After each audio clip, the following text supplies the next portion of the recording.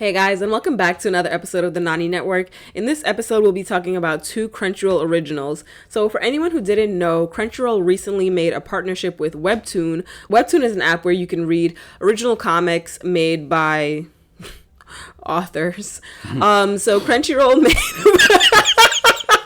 Oh. Authors write books, Shanice? Yo, wow. Anyways, Crunchyroll and Webtoons partnered to develop and co-produce some original animated content. So we have some really cool shows that came out. So today we'll be talking about two of them, one being Tower of God and the second one being Spectre. Yes, ma'am. So we're going to kick things off today talking about Tower of God. So Tower of God is the story of the 25th bomb and his journey to locate his friend and only person that he ever knew, Rachel, in her journey to climb the top of this mysterious tower. Hey, so like we do with some of these like shorter anime, we're just gonna be giving you guys the three things you need to know about this anime. First thing being the princesses of Jihad. First person Bong meets when he gets into this tower would be this fucking bunny rabbit gatekeeper guy. But the second is one of the princesses of Jihad. She gives him this sword that basically takes him from there to the basically whatever level he finishes, whatever tower level he finishes at for the tower. The importance of the princesses of Jihad is that they are basically an elite group of women who are chosen to serve Jihad. They receive power from him, and they're considered the ultimate species. So, of course, now you're thinking, like, how do you become a princess of Jihad, right? You have to be a woman. Right? The women are the ultimate species in this world. And, kudos to them. They were cod. So, to become a princess of Jihad, you're chosen once every few hundred years. They're selected from one of the 10 great families, or potentially elsewhere, but not typically. They're basically the adopted children of Jihad. No one is actually a blood relative of this guy, although like the procedure to become a princess, you're actually injected with some of Jihad's blood. That's nasty. Which is just I don't know what it is with these animes and this nasty There ain't shit. no need for no blood transfusion, baby. I just want to be powerful. But, you have this blood transfusion, essentially, and you become a princess of Jihad. So they're all his adopted girls. They all are super powerful, very strong. They have, select abilities, and each of the swords that were made for the princess of Jihad correspond with a month, and they're, like, pretty fucking badass. I don't mind them at all, actually, when I think about it. But when you talk about the princess of Jihad, just an honorable mention, we do meet Anak Jihad, who is portrayed initially as a princess of Jihad, but she's actually the daughter of a princess, and they're not allowed to bear children. They're not allowed to share the essence of Jihad. Yeah, they're like was it popes that you can't have a family, make kids. You can't have nothing. All right, so because you're spreading this divine power that was a gift to you. It's not yours to give, kind of thing. Her mom was murked. And so she took up the mantle. So she's considered, the scum of Jihad? The shame. The shame of Jihad. Yikes. Shame. Shame. Shame. Shame. I'm sorry, Anak. Did you one dirty? But you see like how strict they are and how... Can I say that it's mean? Like, I feel like that's kind of mean. Like, it wasn't her choice. What was mean? For them, the way they gunned for this girl. Yo, I mean, like that. Nah. Like, I feel you. Like, it's mean. But, she took up the mantle and she's not trying to shake shit up and fuck shit up in her own right. So, you know what? Because I was like, for Anak, why would you even want to claim those people? Because she fully claims, like, being a princess of Jihad. And I'm like, I would keep that to myself, baby, because... But your mom did was not supposed to happen. And you over here like, I'm a princess. Right. Hello, and what? Clap all you niggas easy. Yo. Maybe that's something you should keep to yourself. I think she's just proud in the sense that she's using that title to get her further along in shit so that she can get to the people whose head she wants to chop off. Oh, like means to an end? Yeah, so like, y'all come find me? Yeah, exactly. Or like, when initially they heard that she was a princess and she was super powerful, like she was like breezing up on the tower. It's like, well, she's a princess, she's automatically gonna make a throne. And, so it's like, she was getting a little bit of like, notoriety based off of just being a princess of Jihad. So, I'm thinking like, maybe she used it for that. Anyway, she can get some help. She is young too, so she could just have been like, maybe it was a mistake or or maybe they actually thought you were your mother, Ducky. I don't know.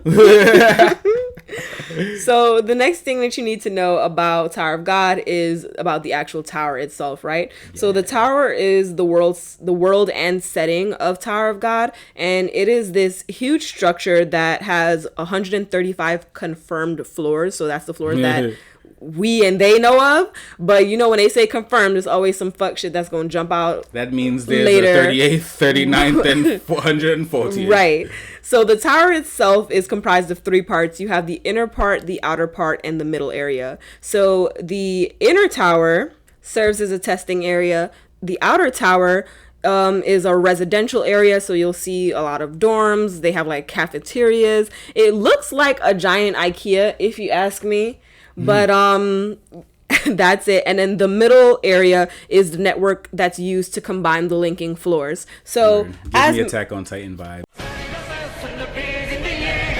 Right. So as mentioned earlier, the inner tower is where you'll see they have different like terrain set up, and they have different like trials and obstacles, and that's where they actually test the contestants who want to reach the top of the tower. Everything else was kind of lame. It's like stairs and then like I said, a recreation. That's the area you need to know about, really. No, but another thing to note about the tower is that like, you know, it uses a shisui, which is this Shinsu. Shisui. Oh, that's what's his name from Naruto, ain't it? I'm so Itachi's best friend whose eyes he took. ... Yes. But they use Shinsu, and that's basically, you know, it's the power source of this series, but it's also much more. They take it a couple steps further, whereas it's kind of almost the oxygen. It's everything, yeah, for them. It's everything, you know? I'm pretty sure they use it to make the floors or make whatever we see in the floors it. Yeah, I think they said that because it's like something that can be manipulated. And they said it's comparable to like magic in other shows, right? Exactly. Yeah. So it's like everyone has a set amount, and you know, some people have more, some people have less. But you know, like we said, we have 127 floors. 35. Ooh, 135. Yikes. 135 floors. So at each floor you go up, the denser the Shinsu in that area is. Yeah, like so kind of the like harder, oxygen. Yeah, so the harder for like these weak motherfuckers to survive, the higher you go up. So they kind of nip that shit in the butt off. They made it be known, like, if it doesn't really matter if you can't even breathe or you can't even survive on the upper floors, there's really no reason for us to even let you try to get to like the 20th floor. Right, like, let's not waste time, because they do have like game masters and these people who are setting up these floors for you. So they're like, you know, if we could finish this at floor 40, the guardians, each floor has a guardian. Yeah, so you know, if they can finish it early, they'll finish it early, but they don't want to waste their time. They're trying to slash these groups in half, baby. Like, they fucking shit up, and it's like really cool. The next thing you need to know after the tower are the irregulars. So, what are they? Irregulars in this show are people who were not selected to climb the tower. So, everyone essentially is from whatever universe the tower is in, it seems like, with the exception of Rachel and Bon. So, Rachel herself was chosen accidentally, albeit, but she was chosen to climb the tower, but Bon wasn't. He, I guess, used his will to want to follow Rachel, to identify these tower doors and open the doors to the tower. So somebody who has the ability to open the tower doors themselves, they are considered an irregular. You was not invited here. A god did not bring you here. Yeah, exactly. So Bon is an example of that, and one of the, I don't know, I guess perks of being a regular is he had to take this test one time. You know, the whole premise of the show is he's following behind Rachel. So Rachel fell into some shit. Any goals or aspirations of his own besides wanting to support her. Only wants to do whatever is her bidding. So Rachel fell into some shit again, and he wanted to change. Basically, he wanted to make a change to the tower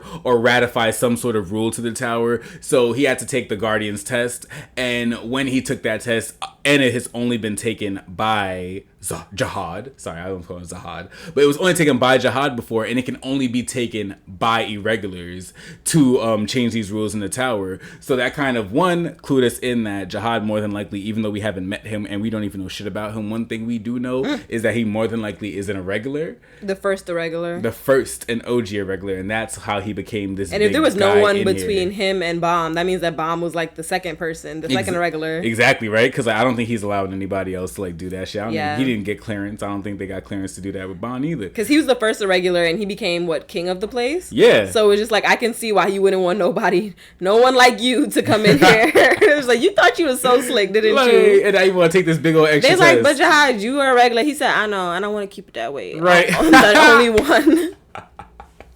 Yo, because, as we're saying, the irregulars are treated kind of like, mudbloods in Harry Potter. Mudbloods? Well, old school Harry Potter. Okay, classic. Filthy little mudblood. Because they was not fucking with people, dirty blood. They were treating them like once Bomb's friends found out that he was an irregular, all of a sudden they're questioning if they want to even support him at all. Because they're like, they're looking at him like, you broke the rules type shit. And it's like, no Bomb's one, an irregular? This is not an established thing. Like, no one said that this would be a bad thing. Clearly it was, Shay. I'm talking about from his point of view. When everybody side eyes, you will be like, hey, what you mean?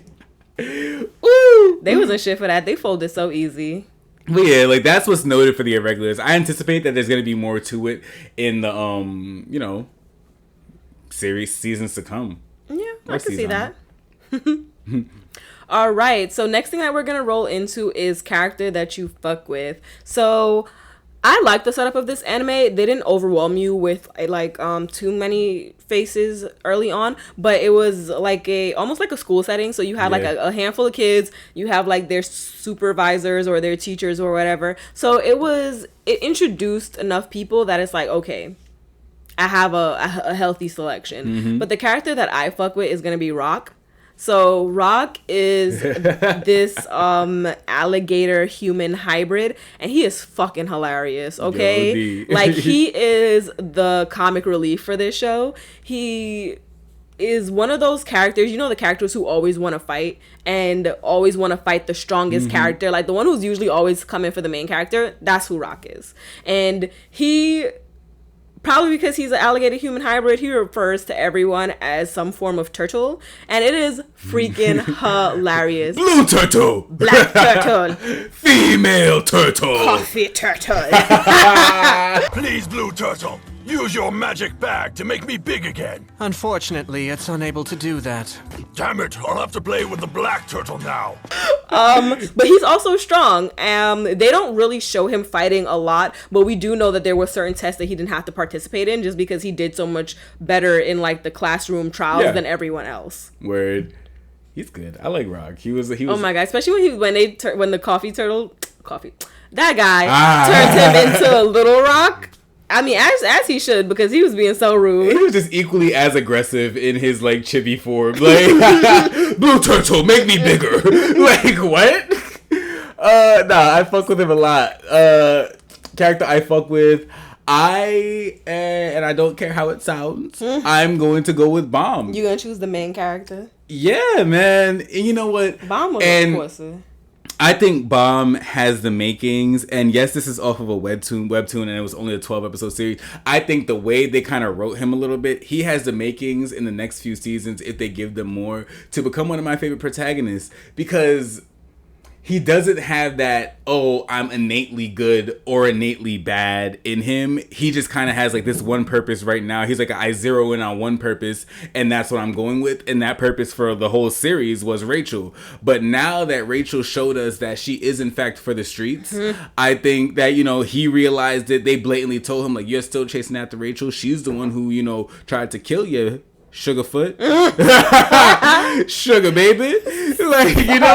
So I'm hoping that Bomb will have this awakening where he really does leave Rachel behind, and he finds a new purpose, and he puts all his drive behind that purpose, because he's so badass and he's good, and you see that he has that natural gravitational pull that most protagonists have to him. But he's dumb in the sense where he doesn't even have the vocabulary or the vernacular to make friends. Wow.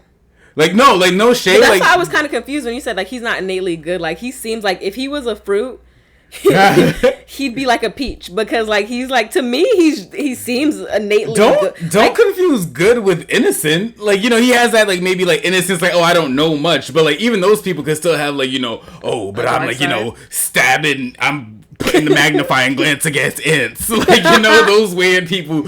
So, you know, but Bomb, I definitely fuck with him. And I definitely think he has a lot of growing to do. But right now, like, he's a character to watch out of all these guys. Honorable mention the guy who was sleeping, but... You know, you're not gonna give him he a was name. sleeping. I forgot his name. He was sleeping. I would have remembered it if he was. Why'd you signal him out then? He's really powerful. He has like really powerful shinsu, and I think like in that the Tower world, he's pretty. I think he's from a prominent family. That's why he's like so gifted in the power or whatever, and he knows like they're just brushing him through the tests. He doesn't even wake up for half of them. He's just like, oh yeah, whatever. I'll fire off one blast here, and you guys already know the deal. So I want to see more from him, but I don't think I'm fucking with him like that. Oh, just TBH. enough to be just enough to sneak it in there. Yeah, exactly. For real. Yes, ma'am. And next, we are going to hop into Lock That Bitch In for this series. Ooh, should I go first, Shay? How you feeling? I can go. For my Lock That Bitch In, I'm gonna say that Bomb forgives Rachel. So at the end of the season, we see that she betrays him in a major way. Like it was she pulled a Scar Mufasa on him. Brother, help me! Long live the king. Oh shit! Yeah, I just realized that. But that's what, and oh my god, maybe that's why it hit so deep, because I felt like I just relived like a traumatic experience. Like she did him so dirty. But earlier in the season, he did say, like, he said, I don't care if she hates me. I don't care like about anything. He's like, my only goal is to help her reach her goals. So I think that even though she did like she was so fucked up, even though she did that, I feel like he will forgive her and still help her try to reach her goals, which is unfortunate if he does do that. But that's what I see happening. All right. Well, this is going to be our first, like, you know, locked ins that are at odds, because I'm going to reaffirm what I said earlier, and I'm going to lock in that Bomb is going to fully leave Rachel behind, and he's going to like turn on all his little friends that he had before. You think he's going to turn on his friends? I think he's gonna have like the next time they see him, because never underestimate anime brainwashing. Okay, they will tuck you in somewhere and they will spit out a completely different Bomb. He'll probably have hair 6 feet long, like when Rachel found his ass. Okay, but I'm gonna lock in that he's not gonna forgive her. I think that, you know, this tower could have more of an effect. And if you saw where Bomb washed up, or where they took him after Rachel pulled the unforgivable sin, I think that we see that he's like in this cave and he's with the people of Jihad, and they're hyping him up. They're letting him know, like, one, Rachel's the one who pushed your ass. Don't think it was anybody else. It was only you and her in that bubble. It was not a freaking rip current. It was Rachel. She 2 hands pushed your ass. Right. And I saw him close his eyes. He closed his eyes like, no, okay, it could have been anything. Stop. No, it was Rachel. So I think he's gonna have that wake up call, and I think he's gonna come back and really shake shit up. I think he's gonna come back and start fucking all his pals up. I really hope, because he still has to climb the tower. I don't think they can skip him. I don't think they can skip him up the tower. So I think he still has progress to go. And for plot sake, I think it just makes sense to have him, like, give them whatever power up they're gonna give him, keep him to the side, raise him, build his power up, teach him Shinsu, and then send him back in there. And drop them all like a bad habit, because they all realize your power. Even the little, like, you know, horn dude who ended up dying, who was jealous of Bomb, saw his power, and that's what he was jealous of. So I hope that they don't leave Bomb as this weak little tink. Oh, little tink. Who like, you know, can't defend for himself. He has all this power and all this potential, and we're still just gonna catch like glimpses of him using it. No, I want him to become proficient, and I want him to be a badass, because I like him so far. But amp him up. Turn the heat up. I hit ass. So last but not least, we are going to give this show our Nani rating. Ooh. So I can go first. For this show, I am going to give it a 6. And I feel like I'm being generous with that 6. But I did enjoy Tower of God. I really like the characters. I like when there's like a nice group of pals. You already know if you listen to our FAQ episode 4. That's one of my anime show must-haves. Like, I need to enjoy the characters, and I did enjoy pretty much all of the characters. I like the way that their backstories were unfolded when they did give us a backstory. Like it was things that made sense. What I didn't too much enjoy was sometimes the way like things were introduced in the show was like they would introduce like certain topics, like they would give you a lot, but then they would just dust over it, like, okay, like, you know, file that away, now we're moving on to the next thing. It's like, no, sometimes it's good when you can repeat things a couple of times, because no, you don't always just get it from like that brief explanation. Because I know like one of the points that confused me, or I wish they would have elaborated a little bit more on, were like the different sectors. Like they basically split everybody up into like a different power or fighting type. So they were like spear bearers, there were like people who like actually manipulated their shinsu, there were people who were like the thinking part, like of the group, or whatever. Yes, like the strategists. But they like dusted over these concepts so fast, like it was just something like that I already know, or something that I'm taught in school. Like, no, that's not what it is. Like, this is not a norm. This is not a typical concept to me. Like, you know, talk about it a little bit more. Off, baby. They need to talk about it a little bit more. Because I got it fine. Once they show what the classes look like. Okay, so tell me what everything is for. I don't have the list in front of me, but I knew the spear bearers. Guess what they did? Okay, that one self-explanatory the waveform guys, they were the ones who used Shinsu. So all I gotta do is come in here with a knife and I'm a spear bearer. That's it. Like, no, I think they based it off of each of the person's individual characteristics that were displayed in the floors previous. Oh, don't say it fast. Like, you know. No, like, you know, they're analyzing them on each floor. So I think, okay, once you get to this. So it was a coincidence that all the spear bearers just happened to come in with spears. You don't know my heart. Maybe one of the people that they put, you know, to navigate everything, like one of the brainy people, maybe they wanted to be a spear bearer. How about that? Not on my watch. Well, maybe you should have displayed that you were kind of good at it, because I don't think they're just gonna put a spear in the hand of the person who's fiddling with a computer. Like, hey, you ever thrown one of these before? Nobody came in with a computer. Hey, you ever thrown one of these before? How do you just know I'm gonna be a good strategist? All right, but Kun was there. Boom, my whole team lost. Kun was strategizing before that even happened. 6 is my. He was hiding people in his purse. 6 is my rating, and I'm sticking to it. Since you got so much to say, what's your rating? You know what? My rating is actually 6.2. Like, keeping it G. Keep it G. I like this anime. It was really good watching it, but honestly, I will not say that good. You gave it a 6. No, it was really good, but I always take anime for what they are, you know. And as far as this anime goes, I don't think that it was really pushing many boundaries. I don't think it had a lot of concepts that maybe we haven't seen before. And it was just super regular. And I think it's waiting on a season 2. I think it needs, like, you know, maybe they were setting the foundation super nice and thick, making sure they didn't miss any corners. But I'm definitely ready for that season 2. And I think that's going to give them a push into, like, you know, a greater upper area, maybe like the 7.5, 8 zone. But right now they have a nice gaggle of kids. They have a decent character list, but I'm not seeing a lot from them. I'm not seeing a lot from the characters. I feel like the floors they've been to so far haven't been like that challenging in Shinsu. At least for me, I want to see them use Shinsu. Like, at the end of the day, in this, I'm in this to be wowed. I want to see some wow fight scenes. Half the time, the fight scenes were just somebody who was supposed to be a friend deciding that they were going to be a dickhead to climb the tower quicker.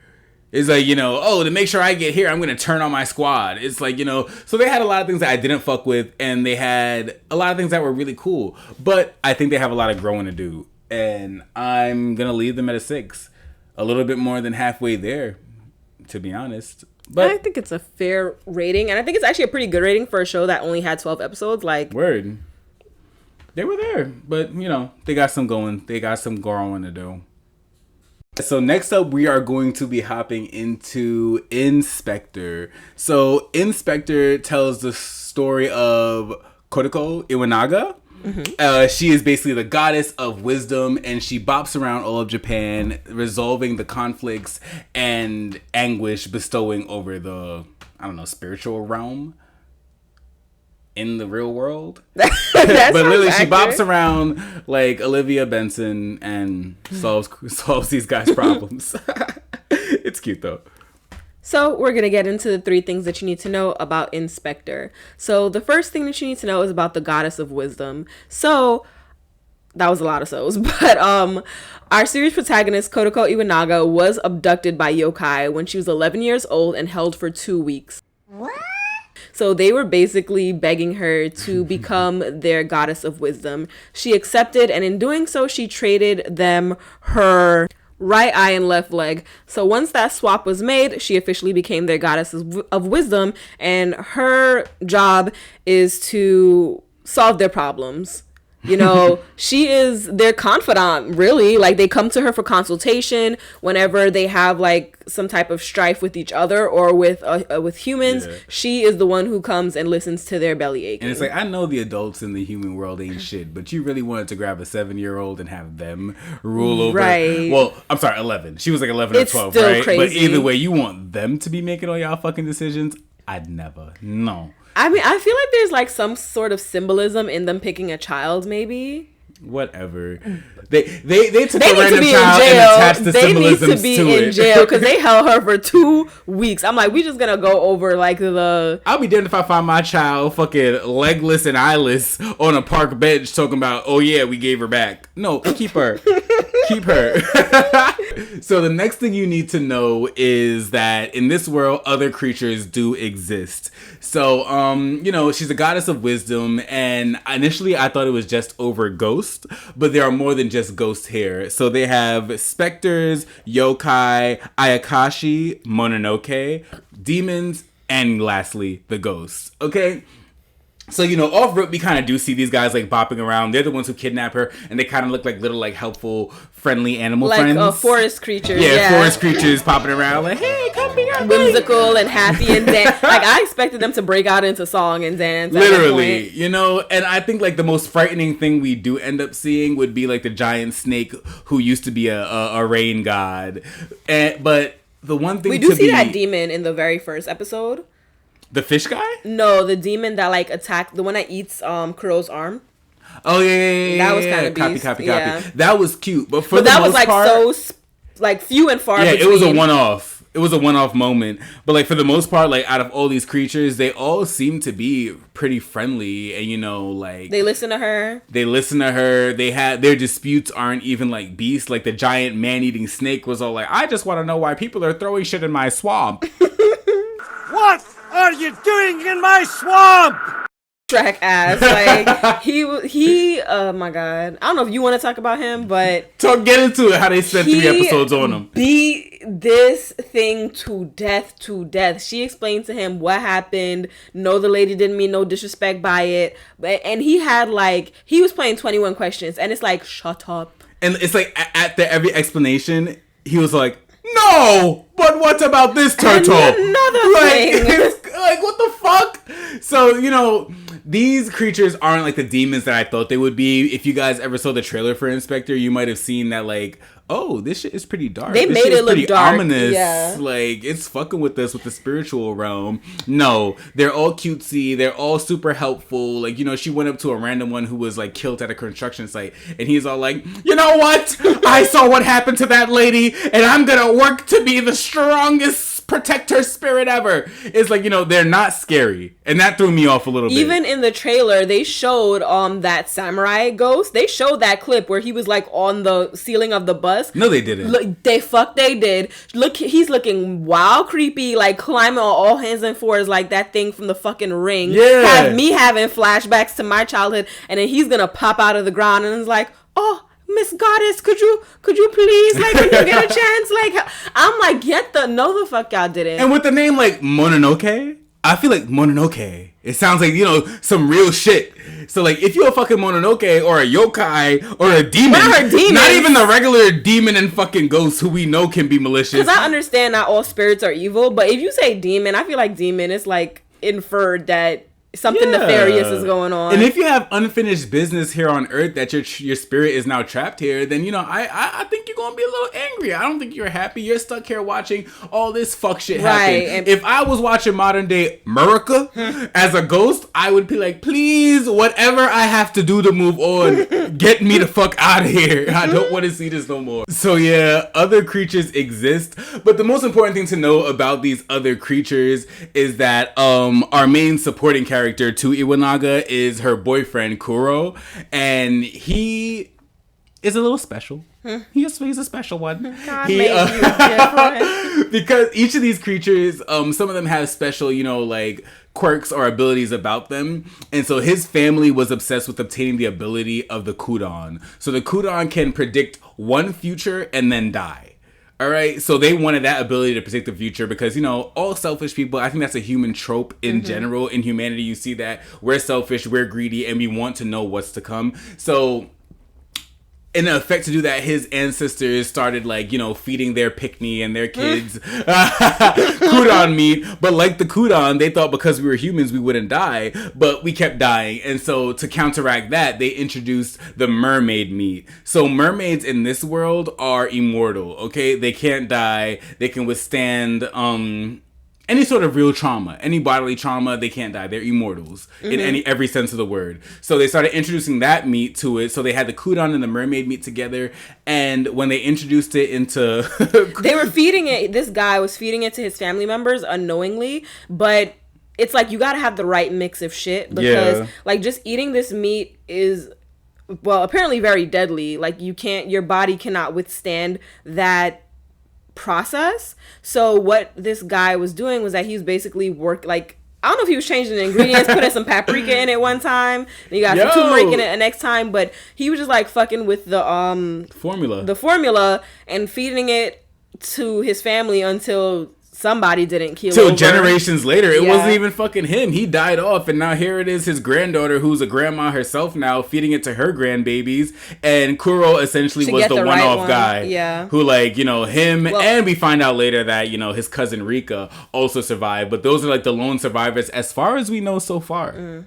They are the lone survivors of ingesting this meat and surviving. So he now has the ability to manipulate the future and basically grasp at the strands of destiny that seem the most likely to come true. And he can manipulate that to come more than others. And so that's really fucking cool. At the cost of his life, but because he has the mermaid immortality, his body will go back together, and so he can essentially just die and come back a bunch of times. And the graphics on that are actually pretty cool. That's really one of the A1 points of this anime, that the graphics of him regenerating and that stuff, it's really wiry, it's really cool. They're literally zipping him back together real quick, so I really like that. And last but not least, the very last thing that you need to know about Inspector is Steel Lady Nanase. So I'm going to explain to you in 2 minutes what this show took 7 episodes to do. So we could never hear this name again. So Steel Lady Nanase is an urban legend of the vengeful spirit of Japanese idol Karin Nanase. So Karin Nanase was involved in a freak accident in which a steel beam from a construction site fell on her, which led to her death. Now, Rika, who we're introduced to a little later in the season, is Kuro's cousin who also ingested the udon and mermaid meat, giving her the ability of foresight. So with her powers, she essentially created the legend of Karin Nanase. She did this by writing a blog.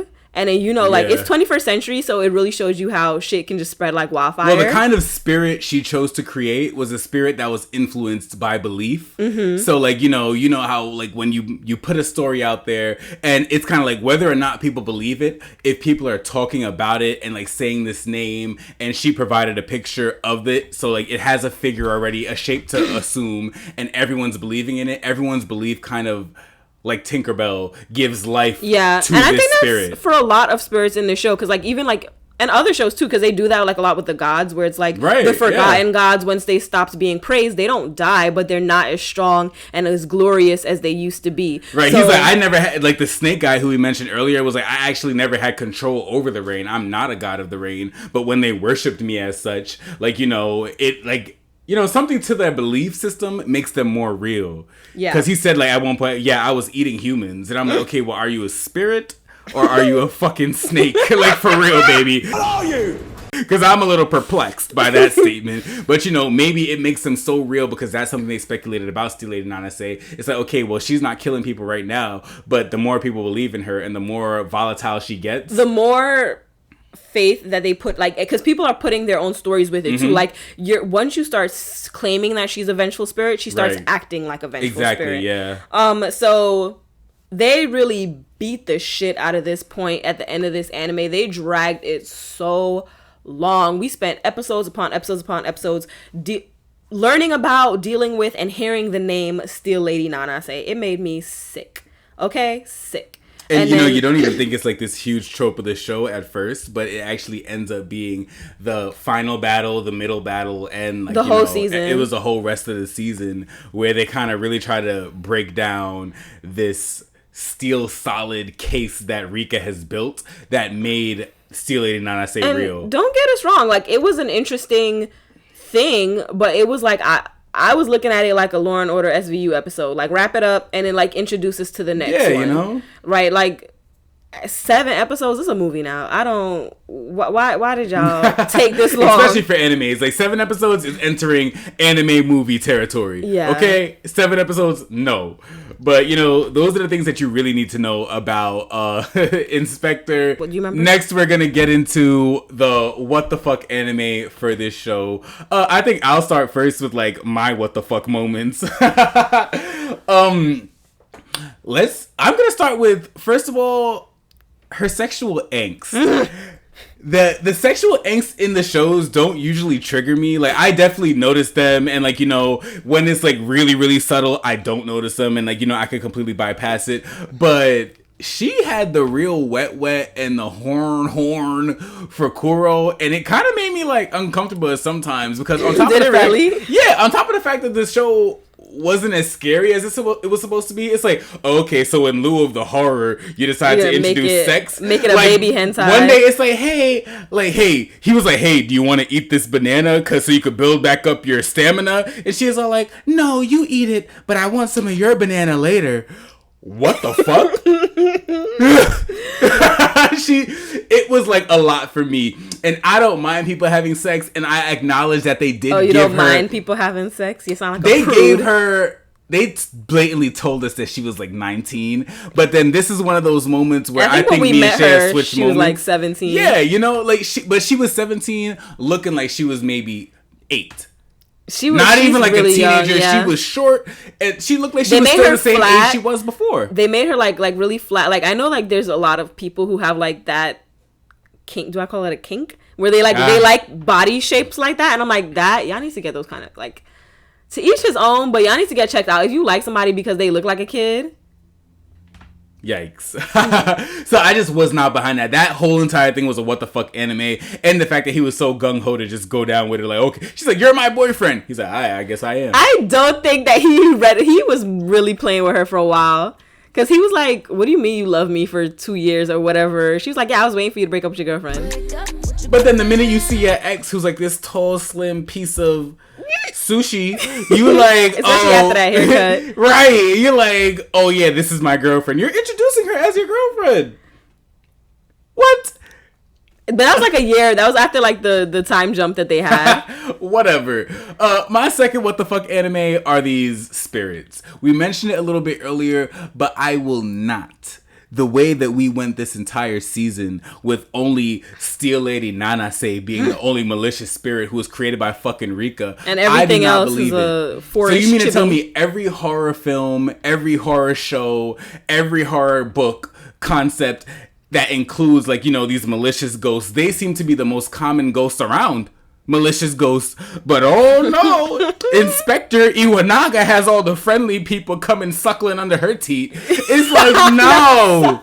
That don't make no goddamn sense. And you mean to tell me the only problems they have are these little pussy problems that she could just fix real quick while cycling to wherever they are on her little beaky beak? Right. Yo, get the fuck out of here. That makes no sense to me. So I did have one what the fuck anime, or Elijah just reminded me, and it was just like, so Iwanaga is the goddess of wisdom, but I'm like, okay, so is she the only goddess of wisdom? Because as we see, it took you like 4 days and 5 moons to solve the problem of Steel Lady Nanase, and I'm gonna assume that there's like billions and billions and billions of specters and spirits and Ayakashi and Mononoke in the world. So what do they do? Like book an appointment? Like, how do you get to the ones that are in America, that are in India, that are in Australia? Because it took you quite some time to get to the next one that was still in Japan.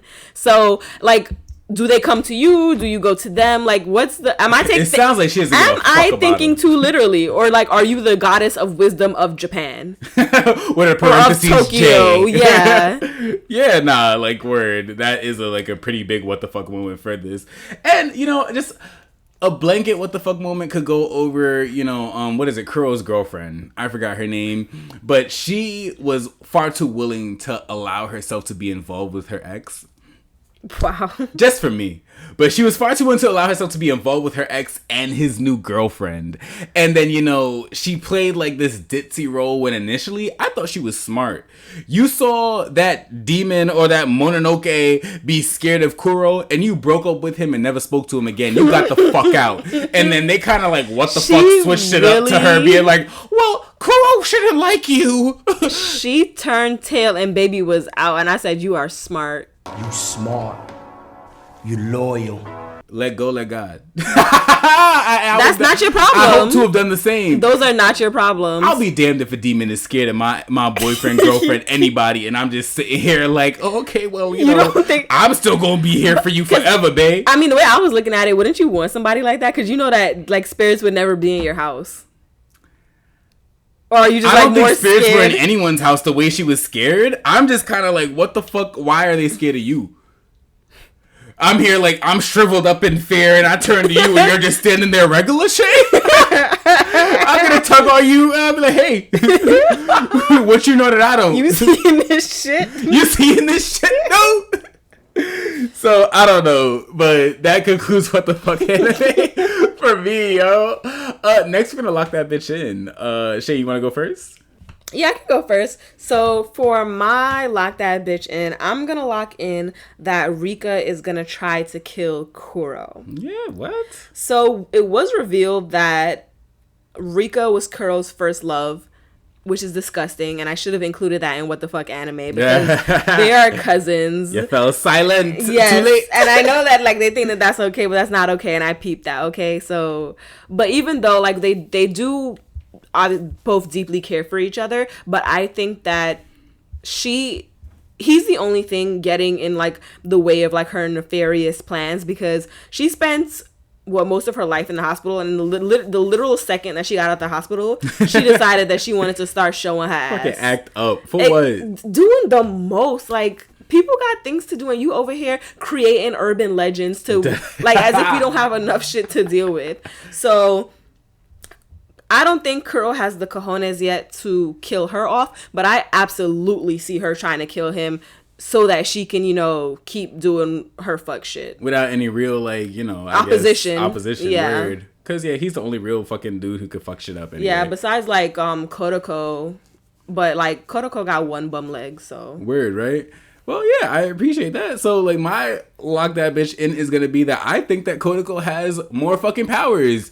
I think, Kotoko has been walking around doing all this for years, and now it kind of seems that she's depending on Kuro to kind of come in and do that. And I think she's doing it on purpose as, like, sometimes, women, to make men feel like they're bigger than they are. They'll kind of like, putter themselves down. Because she's been doing this shit since she's 19 now, and she was kidnapped at 11. Yeah. Okay? She met him 2 years ago, and now she's like, oh, I can't solve a case without you.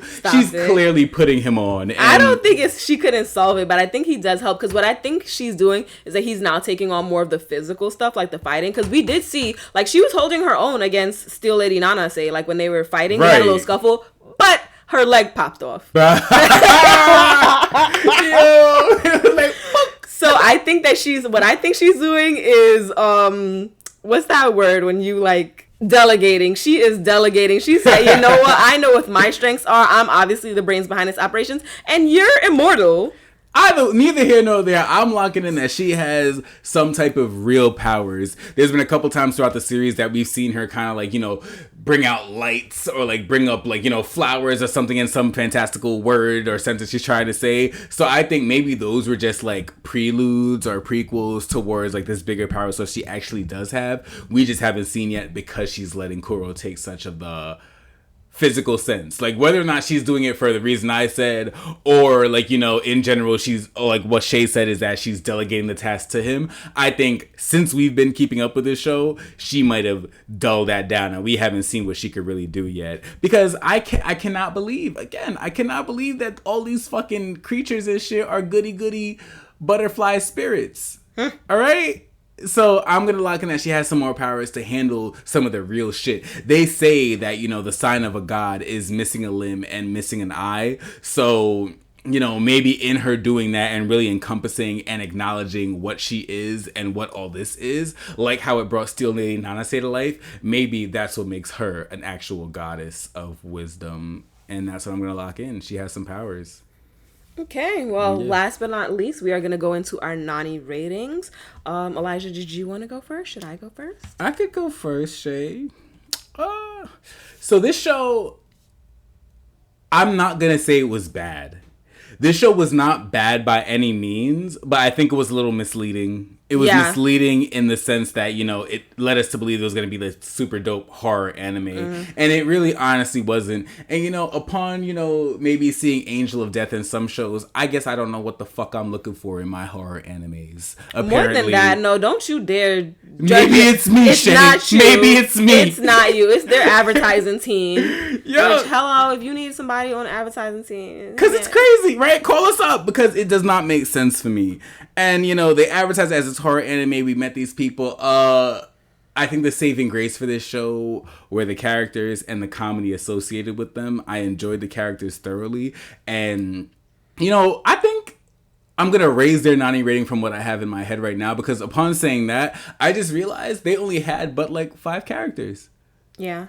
They only had like 5 characters, and I'm saying like they had a decent set of characters. So you know what? They just raised their Nani rating maybe a 0.5. Maybe a 0.5, maybe a 0.3. So that brings them to what?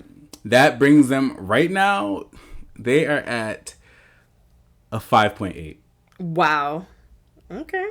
I think you're being super generous. I think that's super generous because hearing it, I don't know. But, you know, this show, like a lot of the shows that we rate bad, like I think it's just because we're lovers of anime. We say they all have good bones, you know, but this show, they had a good premise. They honest to God did. They had a lot of cool shit they could have done and they could have just reworked it better and maybe told the story a little differently and not even too drastically differently, but maybe instead of focusing on Steel Lady Nanase, you focus on Steel Lady Nanase and metal-headed Bakuri. Like, you know, give us 2 villains instead of just the one you're zeroed in on, you know? Like, and I honestly would have jumped it up to an 8 because it was fun, it was interesting, it was cool. I love how Kuro's blood goes back into him. I love the story. I love the premise. You keep bringing that up. You really like it's that. It's really dope. And like, you know, like I like a lot of it, but then at the end of the day, I was not feeding to watch this show. And that's what puts it where it's at. So it was at a 5.5. And I think I jumped it up that extra 0.5 just out of like, you know, I didn't want to shit on them too much. And then I added that 0.3 from that point I just had. So, you know, they really could have been at a 5, but they're at a 5.8. For me, I agree with everything Elijah just said. I'm going to give this show a 5 flat. It was not the best anime that I ever watched, but it also was not the worst anime I ever watched. And my biggest complaint about this was just story progression. Like we said, you did not need to take basically a whole season to cover one antagonist, especially like at the level that she was. Like she wasn't a big bad who needed all the extra buildup and anticipation. Like she was like a Law and Order SVU episode, introduce it, give us the solution and wrap that shit up. Period. You didn't need all these episodes to really, they dragged the concept so much, and I could tell that they were going to drag it because that's the same thing they did with the first spirit that was introduced, where his problem took like 3 episodes to solve, and it wasn't shit that even had to directly do with him. So if it was one of those situations where it's like, you know, they introduce maybe a different antagonist every episode or every 2 episodes, and, you know, just really like show us how she flexes her power, because they went into that a little bit more at the end of the Steel Lady Nanase saga. But, you know, show us those things. Show us, you know, is there anything else that she can do? I would have enjoyed it a lot more. And I know that it had a lot of potential. It was just really the way that they told the story that kind of bummed me out. Because it was funny. The characters were likable. You had a good foundation. You had such a great foundation. You just mucked up the execution. You just mucked up the execution, I think, is like the truest statement that could be said about it. But that's it. So Tragic. that's all for our Crunchyroll original episode. Let us know if there's any originals that you liked or that we should check out. And of course, you can always like, comment, subscribe, and hit us up at Official Nani Network on Instagram. Laters, y'all. Later.